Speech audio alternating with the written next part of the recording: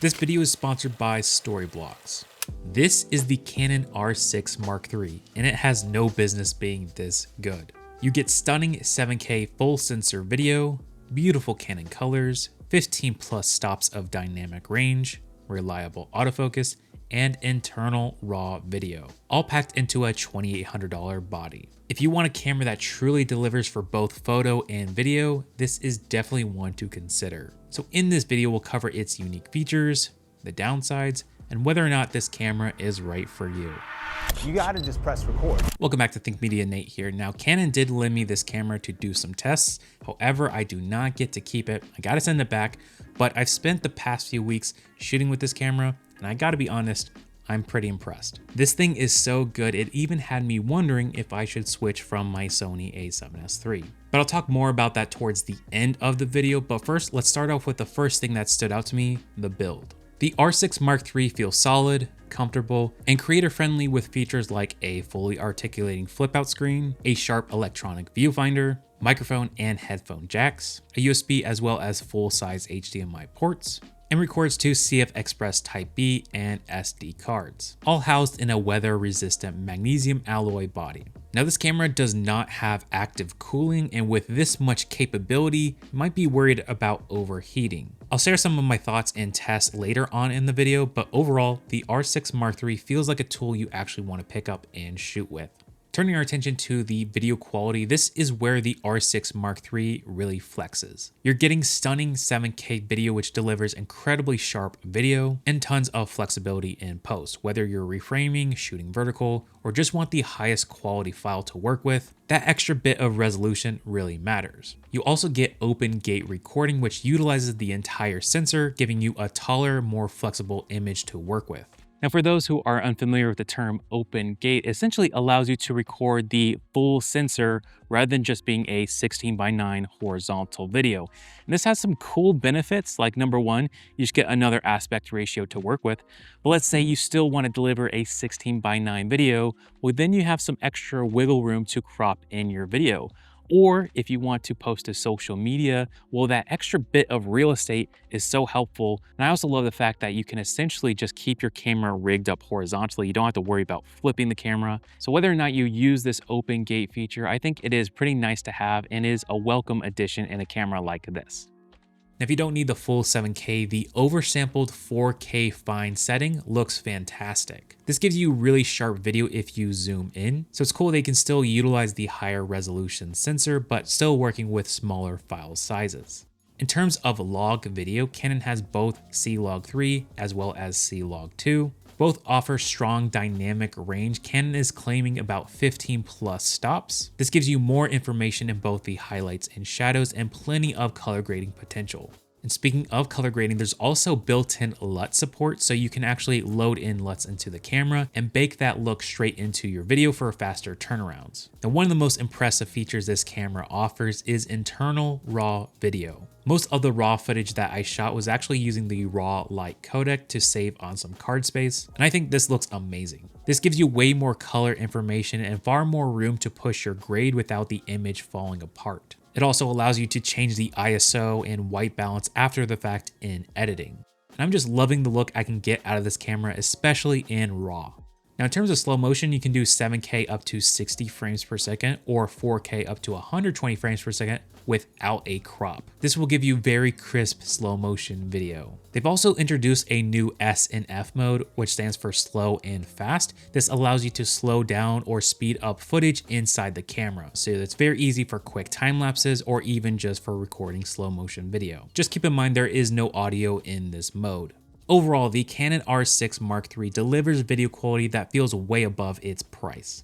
Even though I've been mainly focusing on video, the R6 Mark III is a really solid photo camera as well. With 32.5 megapixels, you get plenty of detail without dealing with massive file sizes. You also have the same great Canon color for clean skin tones, fast and reliable autofocus with full frame coverage, as well as auto subject detection. There's also a pre-capture mode that saves 20 shots before you press the shutter, so you never miss a moment. Overall, this is a super well-balanced hybrid camera. If you shoot portraits, weddings, travel, or wildlife, the R6 Mark III hits a sweet spot for most photographers.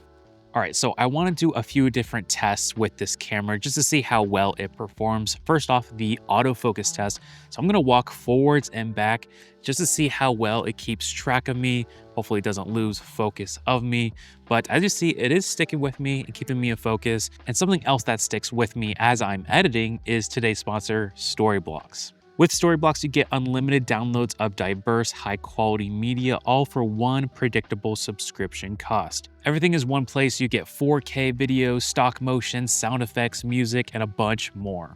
I use Storyblocks all the time if I want to spice up my videos with some B-roll that I just can't get, or I just want to add a little bit extra flair to my videos with some backgrounds, or even some graphics and overlays to my video. One thing that I appreciate about Storyblocks is that they're very intentional on supporting real artists and filmmakers. All the footage feels real and authentic.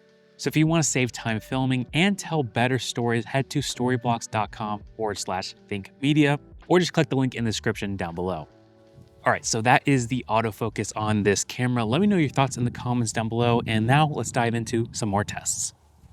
Next up is a low light test. The native ISO on this camera is 800, and this is going to give you the cleanest results. As you increase the ISO, you will see more noise up until around 6400 ISO, where it actually starts to clean up. Now, Canon did not claim that this camera has dual native ISO, even though it shares the same Canon C50 sensor, but it's clear that they're doing some processing to help the image stay usable in low light. It's not quite the low light beast like the A7S III, but the R6 Mark III still delivers a crisp and usable image in darker environments. If you shoot in RAW, you will start to notice more noise since you're getting a more untouched file. So it's extra important that you nail the exposure and plan on a little denoising in post if you are shooting RAW in low light situations. Now I want to do a quick rolling shutter test, and if you don't know what rolling shutter is, basically if you do a quick pan, you might get this skewed image. We call it the jello effect. The skew is more noticeable in the 4K fine mode, but it is much better in the standard 4K. I really like having the options for both, just depending on what I'm shooting. If I'm doing a talking head video, rolling shutter is not really going to make a difference. But if it's something that is more crucial when it comes to rolling shutter, I just switch over to the standard 4K mode. Now, coming from an A7S III, I was really impressed with Canon's image stabilization, especially if you're shooting handheld behind the camera. This definitely feels like a big improvement, and it's nice to have that extra bit of stabilization to give your footage a more polished feel. I definitely noticed a big difference when I picked up the Canon R6 and started shooting some B-roll. Everything felt a lot more smooth. Now, if you use a wide angle lens, you still get some of that wobbly edge distortion, which is fairly common for Canon's image stabilization. But you really have to ask yourself how you plan on using image stabilization. Do you want to use it filming yourself, vlogging? In that case, you might see a little bit more of that wobble, but if you are doing some simple behind the camera, grabbing some quick shots, the image stabilization rocks. Okay, so let's talk about overheating. The R6 Mark III does not have active cooling, so depending on your shooting style, that may or may not matter. If you shoot long form content like interviews, events, and if you are in a hotter environment, active cooling can be a huge benefit. In that case, something like the Canon C50 might be a better fit for you. But for most creators, I think the R6 Mark III is more than enough. So I ran a couple overheating tests in the studio. The first one was more of a normal shooting scenario, 4K 24, and I had 0 issues. In fact, the camera's SD card and battery died before the camera would overheat. The second test, I stepped up to 4K 60 frames per second in the fine recording mode, so it should generate a little bit more heat, and the camera did shut itself off after about 25 minutes in this mode. But keep in mind, I am recording in a warmer environment, so your results may vary depending on where you live. Realistically though, I'm never recording for 60 frames per second for that long, so unless you're recording super long takes in higher frame rates or in the RAW mode, overheating isn't a big concern here, which is great to see. When it comes to battery life on the R6 Mark III, it's pretty solid.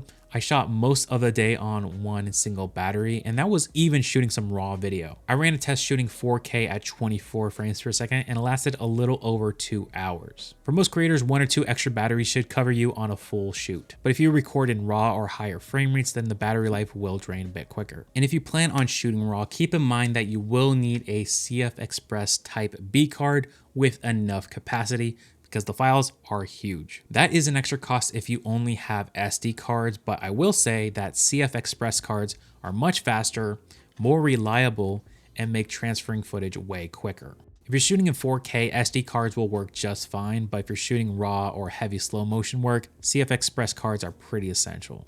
Now, there are a few nitpicks I have with this camera, like some settings just disable themselves when you are in a menu without really explaining why. Like if I want 4K 120, I have to make sure I'm in a certain mode in order for that to work. So it can be a little bit confusing at times. You can import LUTs on the camera, but there's no way to just preview the LUT without baking the LUT into your footage. And even though we can shoot open gate in 3x2, there is no anamorphic D-squeeze preview if you want to shoot with an anamorphic lens. Also, anytime you remove the cards from the camera actually will shut itself off, which is kind of weird. But the biggest drawback for most creators is simply the cost of RF lenses. This 24-70 lens that I borrowed is amazing, but it's very pricey. It costs almost the same as the camera itself. If you're on a budget, the 28-70 is both smaller and lighter, but still not exactly cheap. There are some brighter signs though, like the new surprisingly affordable 45mm f1.2, which costs $480, which is pretty much unheard of.